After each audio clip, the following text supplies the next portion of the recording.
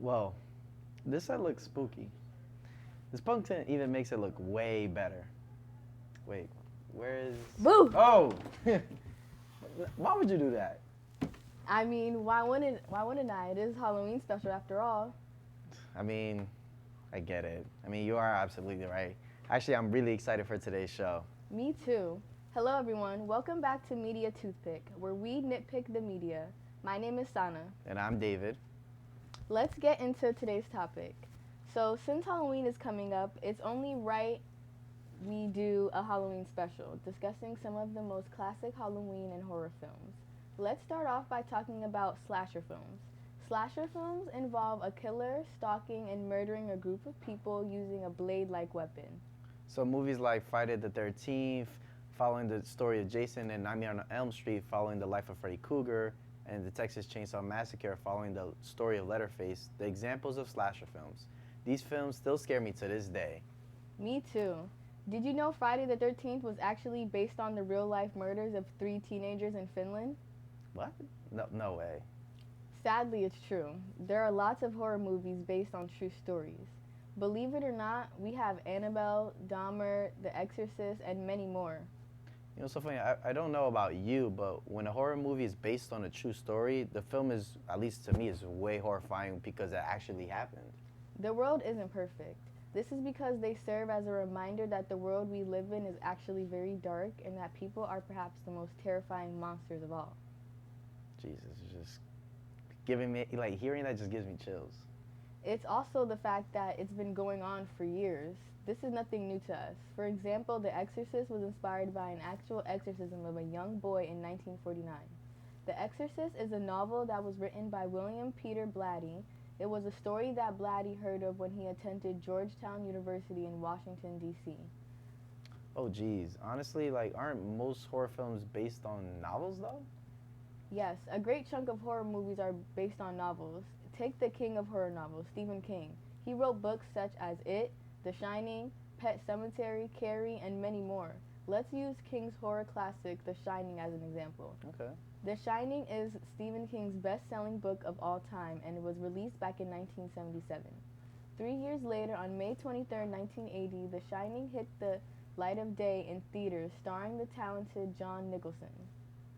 So, can you look into that camera and give us your best "Here's Johnny" impression? I don't know if I can do it. No, come on, you got to. Like, no pressure though, but you really got to. Okay.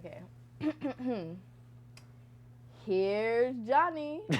Oh my God, that was good though. I ain't gonna lie, that was good. Thank you. I should become an actor one day. An actor for a horror film? Absolutely. Okay, I think you would be a great actor. You probably get the role of like maybe the person being chased by the slasher. How sweet of... Hey, that's not nice. Listen, I'm just being generous. Besides, you decided it was a great idea to scare me, so as soon as I saw the opportunity, I'm like, I might as well just do it. So let's just pay you back. You're still thinking about that? I mean, I guess it will haunt me to the end of today. So moving on, right? To lighten the mood, let's discuss a few movies that decided to mix horror and comedy. Yes, 2 very different genres combining that seem to work pretty well together. Yeah. Directors may combine the two for many different reasons. Think about it this way. Comedy relieves the tension that horror builds. Comedy has the ability to make absolute fear tolerable and even enjoyable for people who can't stomach it. I'm definitely one of those people. I love the suspense of horror movies. I will watch them knowing I'll have nightmares for a week. What are some examples of horror comedy films? At least the ones that pop up into my head are It, Ghostbusters, Beetlejuice, and Hocus Pocus, right? In these films, the characters are just making light of dark moments. I love Beetlejuice. You like Beetlejuice. I also love Don't say it. You can't say his name 3 times, otherwise he will appear before our very eyes.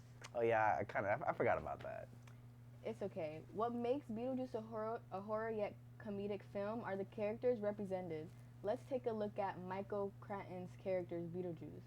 Beetlejuice has a very messy appearance where he has very messy faded green hair and he wears torn, dirty, run-down outfits. He is very rude, talkative, annoying, and doesn't really think nor care whatever comes out of his mouth. Throughout the film, he does whatever he wants without any care about the consequences. That's something you don't want in your house, though, if we're being honest. Well, he ended up in the Maitland's home, technically. True. Anyways, the comedic value of the film is the characters and their actions, whereas the horror aspect of the film are the looks of all the characters, the set, the props, and throughout the film. The makeup artists went wild with all these characters. You can really tell a lot of work was put into creating these incredible, horrifying looks. Especially the set. I mean, there are so many different elements that were put in each scene from what I've been looking at. I mean, the house looked amazing. The miniature town Adam made when Beetlejuice was just trapped in it. And of course, the netherworld. I think world building, especially in horror films, sets up the entire film. We as the audience get to understand their lifestyle and their emotions. Honestly, yeah, I completely agree with you. I mean, you think anyone can watch comedic horror films? Absolutely. Adding comedy in horror films allows directors to create more kid-friendly movies. I mean, take a look at Coraline. It is an animated movie that brings out both comedy and horror as equally. I remember watching Coraline for the first time, and the scene where the other mother reveals to a spider freaked me out. Oh, and the scene when she was up chasing Coraline up the spider web and through the tiny door. Yeah. That definitely scared me. That was wondering, you know. Have you ever thought about why people even like being scared in the first place? Like, really, like not just comedic horror films, but just the general concept of horror films. There's just different types of people in the world. You have the ones who can't get enough scary movies, and you have the ones who can't stand them. People's heart rates, blood pressure, and breathing rate increases when watching scary movies. This bodily stimulation stays long after the movie has ended. They're remembering these emotions, making them want to come back for more. It's like going on a roller coaster. People get anxious when they start going up the slope. Once they reach the top and look down, they get scared and start screaming throughout the ride. When it is over, people want to go back and gain experience and adrenaline, the rush. I understand what you're saying. I mean, some people don't like scary movies because it may trigger negative emotions or a bad experience, while others find scary movies enjoyable to watch with friends or feel anticipation of what will the killer do and will the protagonist really escape and figure out underneath the mask like who it is. Overall, I do say like horror films, you gotta give it a chance. Like if it's something you're not into, then don't get me wrong, I guess that's okay. You said it better. There have been so many horror films over the years. I know we missed some of the best. What movies will you be watching this upcoming Halloween? Honestly, I think I'll stick to the movies that I like. So like Monster House, you got Twitches, Halloween Town, you know, movies like that. Great picks. But I think I want to rewatch the Halloween series based on Michael Myers and the Scream series based on Ghostface. Speaking of picks, when we come back, we'll be giving our pick for the recommendation of the day. So stay tuned.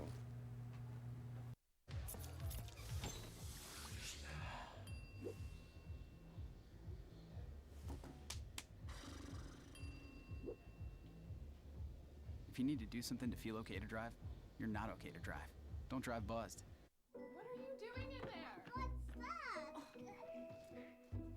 I wouldn't do that. What are you doing? What are you looking for?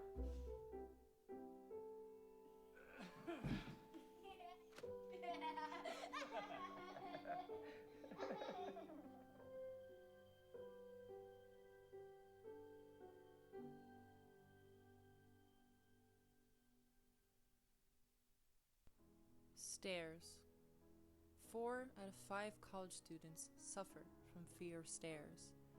Whether it be to the first floor, the third, or the sixth, the fear is strong. But we need to stop this. We need to work together and conquer these stairs, step by step. So stop taking the elevator, take a deep breath, and take the first step to a new you. And we are back from our commercial break. This is Media Toothpick, where we nitpick the media. And now it's time for our spooktastic recommendation of the day. I don't watch a lot of horror films, but one thing I keep hearing about people talk is Jordan Peele's Nope. I love Jordan Peele. He is a genius when it comes to his films.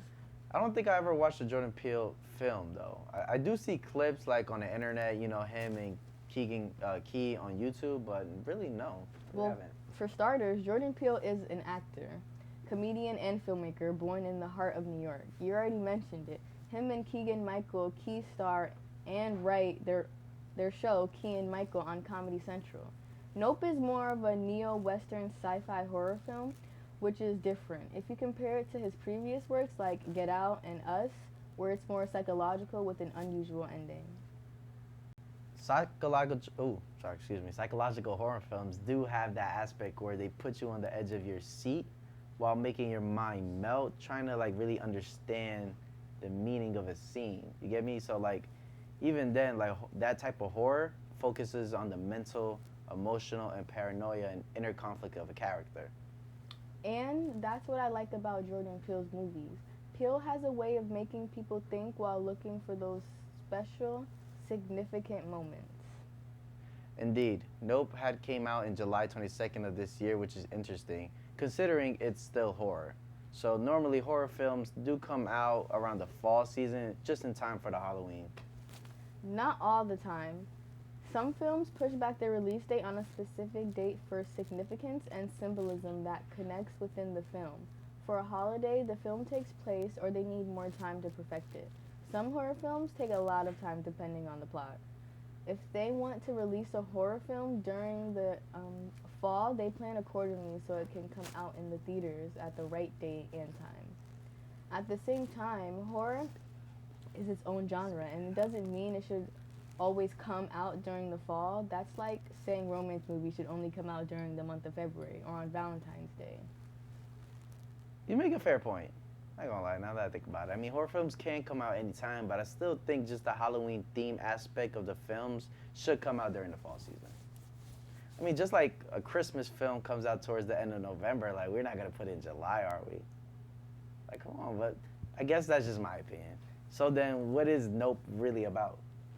Nope is about two siblings, Emerald Haywood, played by Kiki Palmer, and OJ Haywood, played by Daniel Kaluuya, who run a horse ranch in California. One night, OJ noticed one of the horses was acting strange and then suddenly ran away, never to be seen again. The next thing you know, two more horses fled and OJ discovers an unidentified object blending in with the clouds while his sister Emerald noticed and power going out and the same object flying over their head. That's kind of so odd, though. I know, right? As time goes by and more horses disappear from Emerald and OJ's horse ranch, the more paranoid and invested they both become of the unidentified object. Like you said, paranoia plays a huge role in psychological horror films.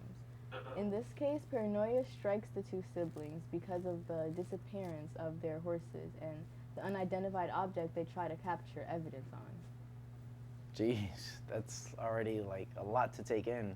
I mean, get it. The potential alien invasion, horses randomly disappearing, and just the main character trying to capture live footage of a unidentified object as proof of aliens existing. I think I'd be called crazy at that point. As would I. No one believed Chicken Little that the sky was falling, but turns out he was right all along. Yeah, that is true. So, I mean, getting back on track, like, the one thing I do know about Jordan Peele is he's aware of how to keep the audience on their toes, as well as, sliding in those symbolic meanings within the films. I won't mention the big symbolism in Nope, since it's best to watch it without any spoilers, but I will say this.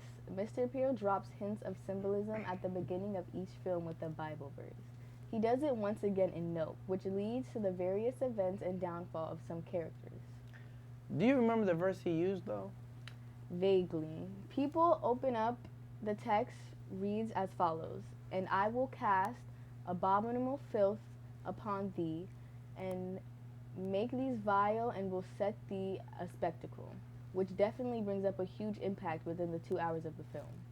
Now, that you mentioned it, the only film Peele I watched is Us, now that I think about it. I mean, I heard it has so many references from the 80s, which is true, and I love things that came from the 80s, but while watching the film, there was a Bible verse at the very beginning of the film, which is the numbers 11:11. Oh yeah, the numbers 1111 constantly popped up steadily or right in front of your face. One of the main characters noticed these recurring numbers and brought it up as a realization, which made the plot much more bigger. So if you haven't watched Us, that's another huge recommendation as just another psychological horror film. Honestly, I heavily recommend watching a Jordan Peele film. Psychological horror has to be my favorite subgenre of horror. It not only twists the mind of the characters, but it also twists the mind of the viewer. Like I said earlier, it gives people an adrenaline rush, people being on the edge of your seat, wanting to understand and decipher the film entirely. And Jordan Peele does a phenomenal job within his writing and directing. I'll definitely watch the trailer for Nope first before watching any other film or just the full film. Personally, I just watched the movie without watching the trailer. That's an interesting take. Yep, some people regret watching the trailer than the film because it basically covers a great chunk of the plot. Plus, you'll get more shock value and better reaction when watching it without referring to the trailer. You know what? I guess I'll give it a try. I mean, thank you for your recommendation, Sana. Of course, when we come back, we'll be playing Toothpick Trivia with a very special guest. Kind of nervous, though. I mean, I don't think I'll win. Don't worry, it's all in good fun. Okay. So definitely stick around after these messages. We're helping our classmates. Thank you. Aquí ayudamos a quienes les gusta comer postres ricos. I'm helping my customers. Sim, muito obrigado. Tchauzinho. Eu estou a fazer isto para ajudar a minha família, comunidade e amigos. Hi, my name is Marconi Gathers, the health director for the Township Community. Getting vaccinated is the best way to ensure that we continue to help others in our community. COVID-19 vaccines are safe, effective, and free. So please continue to help your community by getting vaccinated at one of our upcoming vaccination clinics. Remember, together we can help our community.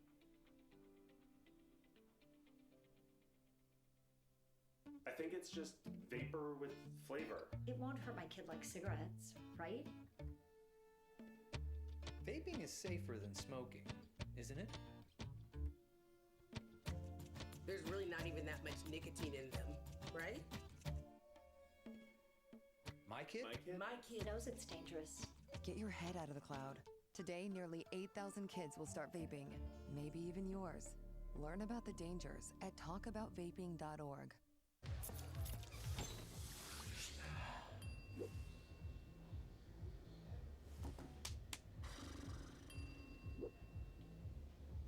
If you need to do something to feel okay to drive, you're not okay to drive. Don't drive buzzed. What are you doing in there?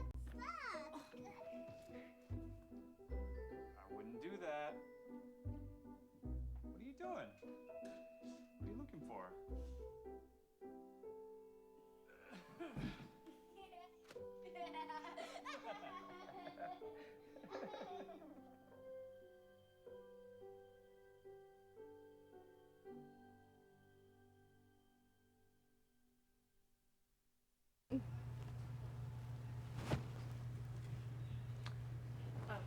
And we are back. Oh, are we?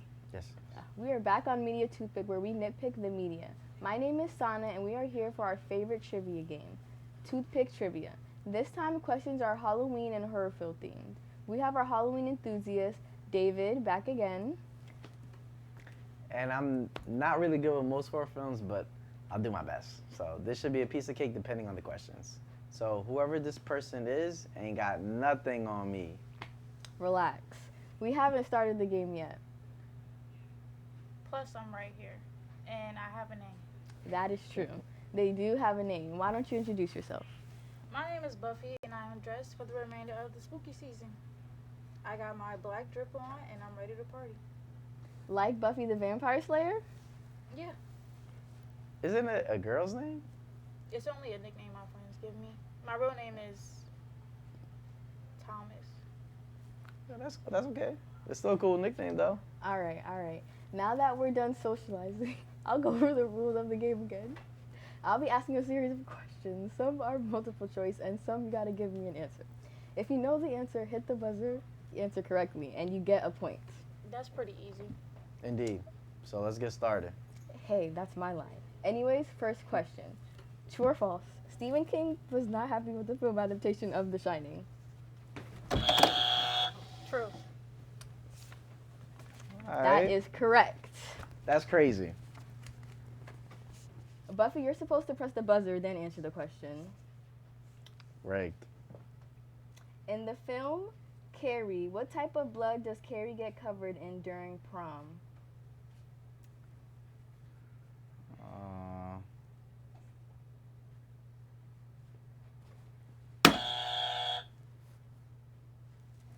Pig blood. That is correct, David. So you know that one. The Texas Chainsaw Massacre's Leatherface wears a mask made from what? Human skin, plastic, leather, or steel? Human skin.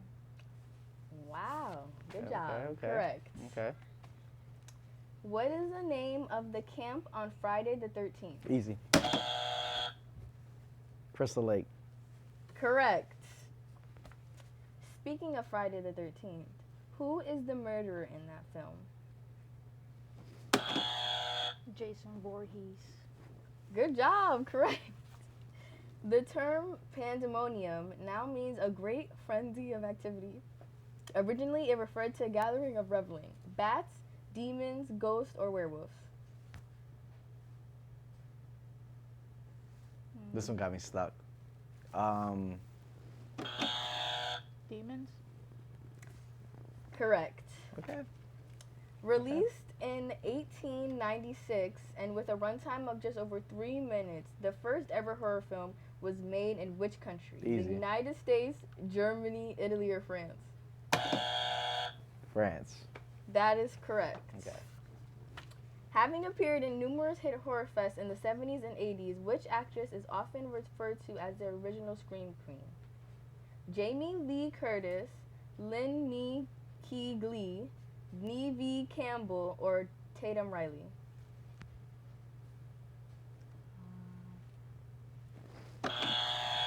Jamie Lee Curtis. That's correct again. Wow. Okay, next question. Here's another actor's question. Which actor made this film debut in A Nightmare on Elm Street? Johnny Depp, Nicolas Cage, Robert Englund, or Charlie Sheen? Robert. Nope, that's Damn. wrong. Johnny Depp. Wow, Okay. correct. Okay. What was the horror film to receive a Best Picture nomination at the Academy Awards? The Thing, 1982, The Babadook, 2014, The Exorcist, 1973, or The Silence of the Lambs, 1992? The Exorcist. Correct.